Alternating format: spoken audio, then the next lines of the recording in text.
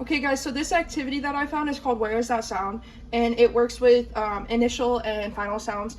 So basically the goal of it is to find some of the pictures that we have, and you want to find a picture that has the initial sound of R or the final sound of R. And this can also be modified to find the medial sound as well.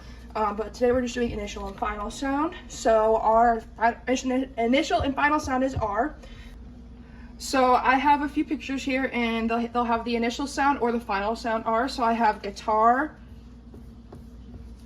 ruler, reading, and rainbow. So ruler and guitar will be in final sound. Ruler also has the initial sound R, but we're just going to put it over in the final sound. And then reading and rainbow both have the initial sound R.